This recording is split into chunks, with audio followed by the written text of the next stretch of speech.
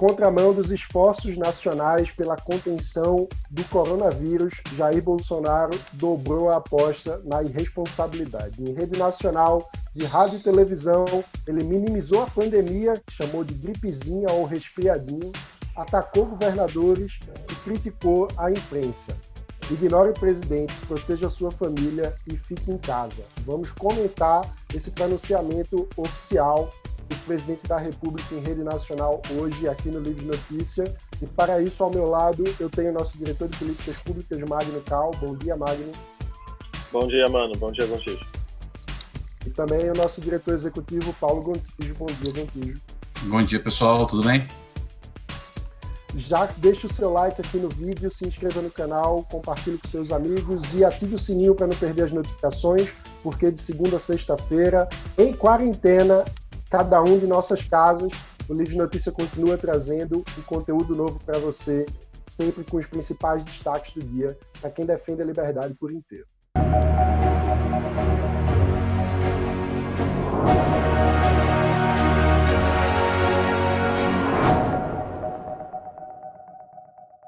Já virou lugar comum a gente bater na irresponsabilidade de Bolsonaro, mas também chama muita atenção a sua incapacidade de liderar o país nesse momento de esforço nacional pela contenção do coronavírus.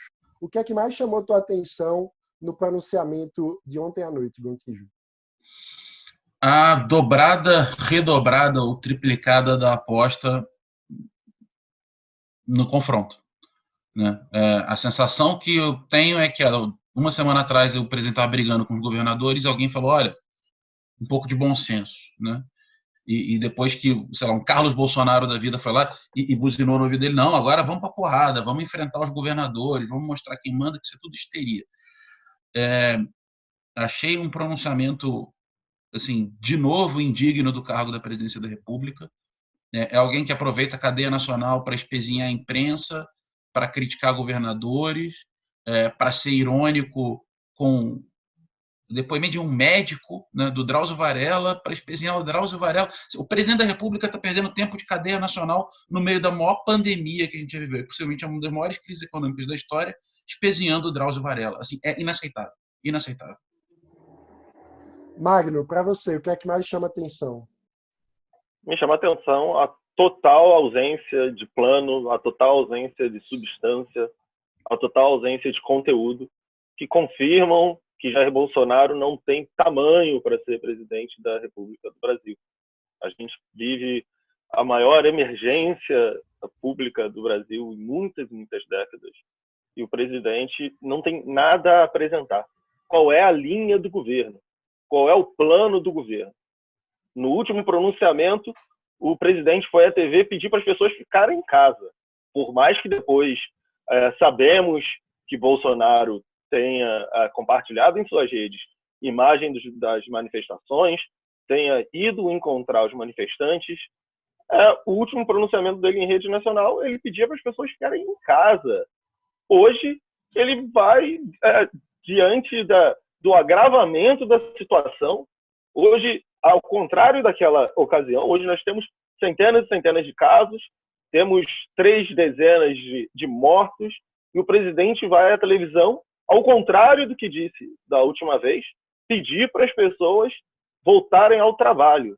Ele não foi lá dizer, olha, nós vamos ficar em quarentena absoluta por 2 semanas, nós vamos, depois de 15 dias, a gente volta a avaliar, como falou Donald Trump. Ele não falou, nós vamos ficar 3 semanas e nesse meio tempo vamos continuar nos comunicando, como falou ontem à noite Boris Johnson. Ele foi lá e perdeu seu tempo, perdeu o tempo dele, perdeu o meu tempo, perdeu o tempo de todo mundo, não apresentou nada e o Brasil continua à deriva. A gente continua ouvindo as decisões de governadores, a gente continua ouvindo as decisões de prefeitos, a gente não sabe se as estradas continuam abertas ou fechadas, porque ontem tinha acordo com os governadores, tinha acordo com os secretários estaduais. Hoje o presidente vai à televisão e critica os governadores, diz que estão apostando no cenário de terra arrasada. Anteontem, as redes do Palácio do Planalto, as redes oficiais, agradecem à mídia pelo bom trabalho que vem fazendo na conscientização diante da emergência do coronavírus. Hoje o presidente vai à televisão e confronta a imprensa. Nós continuamos sem comando, nós continuamos sem ideias, sem planos, sem governo. Já não sei mais a quem o ministro Mandetta serve quando vai à televisão, dá instruções à população e logo depois o seu chefe vai e diz tudo ao contrário. São muitas contradições no pronunciamento, né? Porque, ao mesmo tempo em que Jair Bolsonaro ocupa a cadeia nacional de rádio e TV para dizer que tudo não se passa de uma histeria, o governo dele pediu ao Congresso que decretasse situação de calamidade pública. O governo mandou uma MP permitindo a suspensão de contrato de trabalho por 4 meses. Mandou, obviamente, com falhas para variar, mas mandou isso não é uma medida de um estado gravíssimo, né? O tempo todo o governo age mano cravo na ferradura, assim, tensiona, distensiona, e isso não dá mais para achar que isso é coincidência, ou que isso é temerariedade, ou que isso é falta de preparo. Isso é método. Ontem a AGU, olha, nos últimos 2 dias, nós tivemos a suspensão da garantia de acesso a dados pela Lei de Acesso à Informação. E ontem a AGU entrou com uma ação no STF pedindo 30 dias de carência na apreciação do Congresso Nacional das medidas provisórias. Literalmente, a AGU estava entrando com uma ação no STF pedindo para que o governo governasse por decreto, porque a gente passa por uma situação, na visão deles, tão grave que, dado que o Congresso não está tendo suas sessões regulares, apesar de estar aberto e votando, eles usavam a emergência do coronavírus para ganhar 30 dias a mais de prazo para que o Congresso apreciasse as medidas provisórias. Hoje, a medida provisória, o governo as apresenta, as publica, o Congresso tem 60 dias, elas são válidas por 60 dias, depois renováveis por mais 60. Dada a situação de emergência, de acordo com a Advocacia Geral da União, pediam ao STF uma medida que, na minha visão, é absurda, para dar 30 dias a mais de carência ao governo federal, dada a situação de emergência. E agora nós temos, primeiro, você suspende o acesso da população, da imprensa em geral, a dados. Depois você pede que o Congresso lhe dê 30 dias de carência para você emitir MPs da forma que você desejar, sem que ela seja derrubada ou já que o Congresso não está apreciando, lhe dê esse tempo a mais. E aí depois você vê o chefe do Poder Executivo ir à TV e chamar isso tudo de gripezinha e exagero da imprensa, a essa altura do campeonato, com mais de 30 pessoas mortas, é um absurdo. O governo está absolutamente perdido, o presidente está absolutamente perdido, não tem a menor condição. Bolsonaro parece Dilma nos últimos dias, completamente perdida, dizendo que ia ganhar no voto, que a população ia às ruas para defendê-la. Está absolutamente perdido.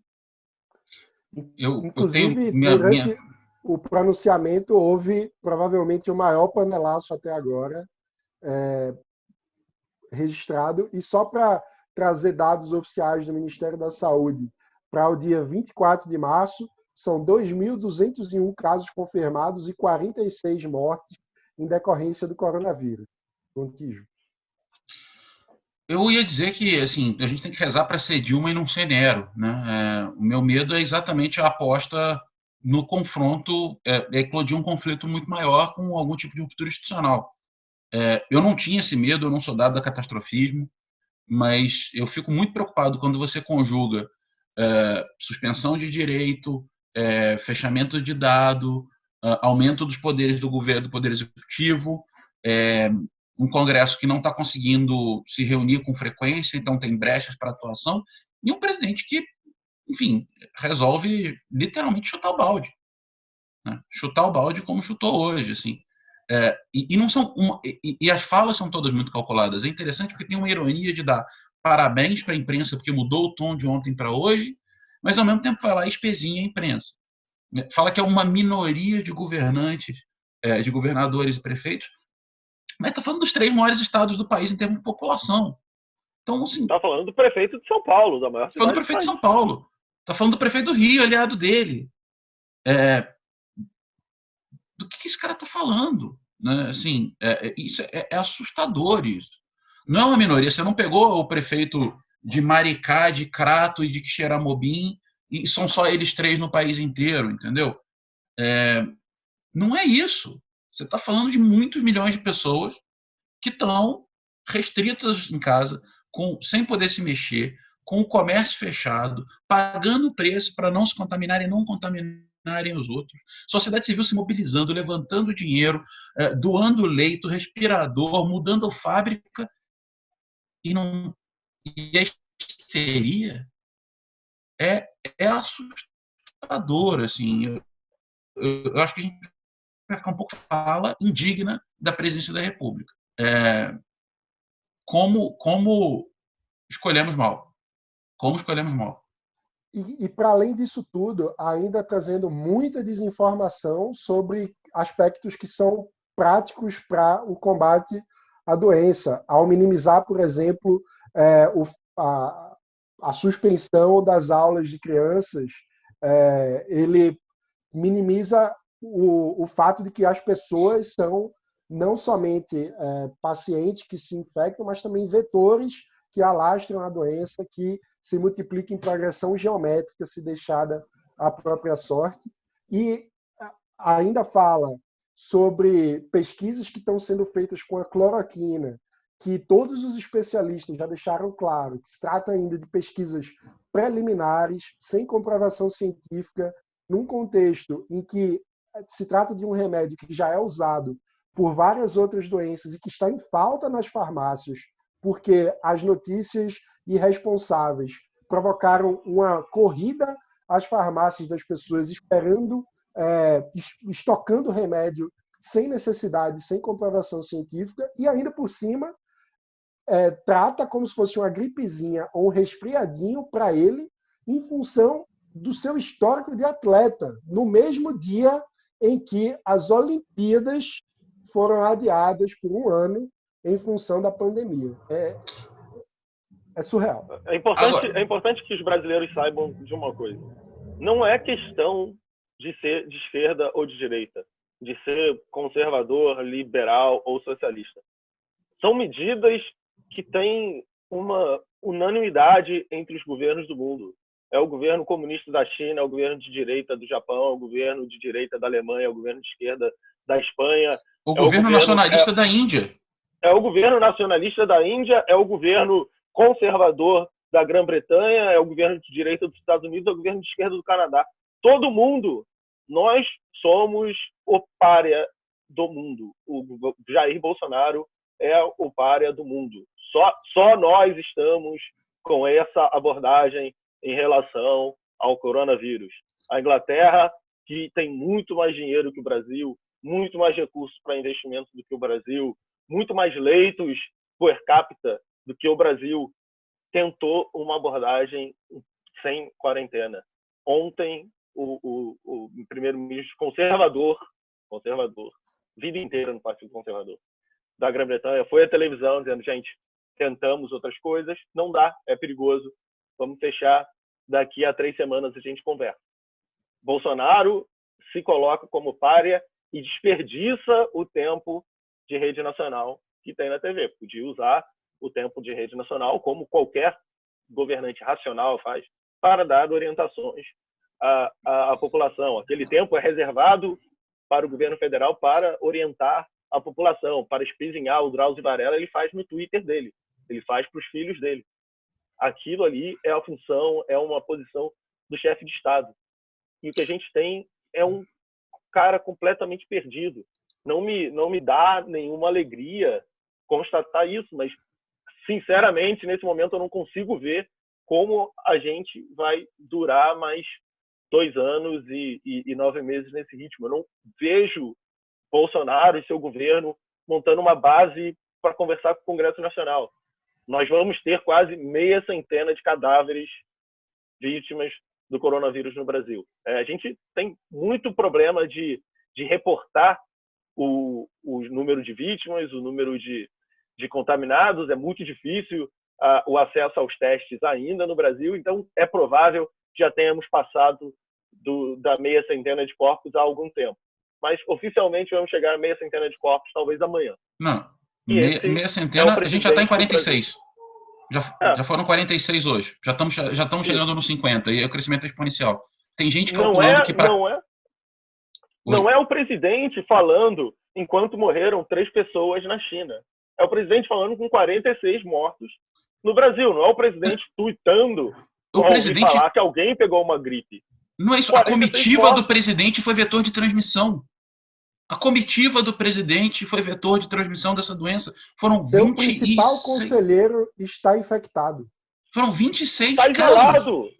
Está isolado. Paulo Guedes, ninguém sabe onde está, porque está isolado. O secretário de comunicação, o secretário, o ministro da Segurança Institucional. Pelo amor de Deus, o que é isso? Não é normal, não é a negação normal da política, não é. Não é só isso. Comparei com o Dilma Rousseff, não é só aquilo, é outra coisa. Ele hoje fez um pronunciamento em cadeia nacional para os 15% de bolsonaristas radicais. Ele falou para as massas, para as bases dele. Ele não falou para o país, para variar, né? Ele falou do remédio nacional, ele falou do complexo de super-homem dele, e todos os elementos do discurso dele apontam para a reafirmação da figura dele, da base fanatizada. É para eles que esse cara está sinalizando e é quem ele acha que vai sustentar ele. Só que não vai. Enquanto o resto do Brasil fica em casa e espera. Morre! A última instrução que nós todos tivemos, né? E olha que nós e todo mundo que está assistindo a gente está facilmente nos 10% da população mais informada. Se a gente, e você que está assistindo a gente, você que assiste a Globo News, você que assiste a CNN, você que lê os jornais, você está no 10% mais informado do Brasil. Você não sabe quando você vai voltar a trabalhar. Eu não sei quando eu vou voltar a trabalhar, quando eu vou voltar para o escritório. Imagina as outras pessoas. Então, basicamente, a instrução que elas têm está tudo fechado, provavelmente fica em casa. Mas e aí? Não sei. Imagina as micro, pequenas e médias empresas que empregam a maioria absoluta da população brasileira. Imagina esses caras que em algumas semanas têm mais um mês de salário a pagar. Que instrução que eles têm? Nenhuma. Que programa está vindo aí? Nenhum. Até hoje a gente não sabe. A medida provisória foi colocada ontem. Suspendendo os contratos de trabalho sem pagamento por 4 meses, foi sustada pelo presidente. Imagina... Porque ele assinou e não leu. Ele assinou e não leu o MP.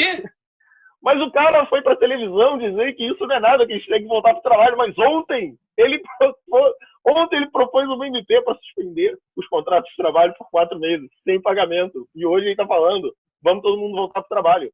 Quem que assinou a MP de ontem, então? Pedindo para todo mundo. Meu Deus, ontem. A orientação do governo, ele está indo para cá, 36 horas depois está indo para lá. Quem está governando esse país? Quem está? Ele não é. Não é. Assinou a MP sem ler, faltava um parágrafo no MP. Ele não percebeu, porque assinou sem ler. Depois ele foi ao Twitter, tweetou sobre um parágrafo que não estava no MP, confirmando que ele não leu. Um dos secretários... vai à TV. Não, e um dos secretários faz um vídeo dizendo que vai ter uma segunda MP. Não só eles não lançam a segunda para complementar a primeira, como eles revogam a primeira. Assim, é um esforço seríssimo pela insegurança jurídica. Isso depois de uma coletiva de imprensa convocada com toda a imprensa brasileira, com todos os ministros, todos os principais ministros, para anunciar medidas que não correspondiam ao texto da MP. Cara, eu vou te falar assim, a gente está só se atendo a essa semana, né? Porque na semana passada teve uma coletiva com todos os ministros para anunciar medidas que desapareceram na hora de implementar medidas. Na hora da MP, as medidas anunciadas na outra semana não estavam lá. Não tem capacidade gerencial para cuidar de uma barraca de feira, quanto mais um país. Não tem. Assim, é um negócio impressionante. Não tem rumo, fica dizendo que montou o melhor ministério técnico, que ele é o técnico de uma grande equipe e tal. Não é. Não é. Todo mundo que gosta de futebol já viu um time bom ter um técnico horroroso. Né? Assim, e o time não é tão bom assim. Então, vamos lá. Tem umas estrelas e o resto com calma. E o técnico, meu amigo, assim, para quem é tricolor, sabe que quer jogar terceira divisão. É isso. Assim, é um técnico de terceira divisão que, por acaso, pegou um time grande. Na ausência de um presidente, como segue o país? Qual o papel da sociedade civil nesse momento? Eu acho que a sociedade civil tem que ficar alerta. De novo, anteontem foi a lei do acesso à informação. Ontem foi anteontem foi a lei do acesso à informação. Ontem foi a tentativa de suspender os prazos ou pedir uma extensão por 30 dias dos prazos das medidas provisórias, que dão poder absolutamente sobrenatural ao governo federal de emitir decretos que se transformam em lei imediatamente. A sociedade civil tem que ficar ligada, tem que ficar sempre ligada, né? Nós somos liberais, a gente desconfia do poder do governo, quem quer que esteja nele. Quando tem um bom presidente, a gente já tem que tomar conta da tentação de governar. Quando tem um mau presidente, a gente tem que ter atenção redobrada. A gente achou que depois da saída do PT a gente podia relaxar um pouco. Não foi verdade. Com o PT a gente tinha que ter atenção redobrada, agora a gente continua tendo atenção redobrada. A sociedade civil tem que prestar atenção, tem que continuar mobilizada. Eu não consigo ver nenhuma ideia vindo desse governo. Eu não consigo ver ninguém tendo confiança nesse governo. Ele traduz irresponsabilidade com os bens públicos, ele não consegue ter uma estratégia para a saúde, não consegue ter uma estratégia para a educação e agora não consegue ter uma estratégia para a economia e para a política. A economia, sob todos os indícios, vai ter um ano de 2020 muito difícil, vai ter um ano de 2021 muito difícil. A relação política do governo já era complicadíssima com o Congresso Nacional, já era complicadíssima com os governadores, e acumula-se com outros problemas. A educação do Brasil, a gente tem que tratar do Fundeb ainda em 2020, o Fundeb vence em 2020, o Fundeb foi um instrumento fundamental para que os estados conseguissem prover a educação em meio ao caos econômico que atravessa, e vão só acumulando problemas. No meio disso tudo, a gente vai ter uma recessão, provavelmente, a gente vai ter a crise política se agravando, e a gente tem um presidente que é incapaz de governar. Gontijo? A sociedade civil tem que pressionar, e pressionar com força. Assim, o Magno falou com muita propriedade de todas as medidas que vão... E tem aquela frase ótima que a liberdade vai sendo tirada por fatias, né? Nenhuma fatia a mais. Assim, não dá para não ter acesso à informação, não dá para concentrar poder, não dá para não ter rumo. Assim, uma das principais funções de um líder é conduzir um país para um futuro que seja compartilhado. Não tem um futuro, não tem condução e não tem compartilhamento. É um desastre tríplice nessa história. Não tem liderança nenhuma, no final das contas, a não ser uma liderança de seita. O que você tem hoje é, como diria Janaína Pascoal, desculpa, como diria Regina Duarte, uma facção. É um governo de facção, não é um presidente de uma república. E isso é muito desastroso. Então, assim, mantendo a ordem constitucional, a ação política como deveria ser, é pressão constante, cobrança, panelaço, rede social, não deixar sair da linha e exigir que o governo aponte um norte. Um norte, vamos para cá, vai custar tanto, vai demorar tanto, a nossa meta é essa. Não tem. Isso é o mais desesperador. É isso. Gontijo, Magno, muito obrigado por essa conversa. E o recado final é: se o presidente não faz sua parte, não assume responsabilidade, todos nós precisamos assumir nesse momento em que o país está enfrentando a maior pandemia vista por toda uma geração, um dos maiores problemas econômicos que vamos ter, mas o momento é de preservar vidas e, portanto, se você puder, fique em casa. Isso é fundamental. Obrigado pela companhia. Se gostou do vídeo, dê seu like, compartilhe com os amigos, se inscreva no canal, ative o sininho para não perder as notificações, porque, mesmo em quarentena, cada um de nossas casas, seguiremos trazendo conteúdo para você todos os dias às 8 da manhã. Os principais destaques do dia para quem defende a liberdade por inteiro. Obrigado e até amanhã.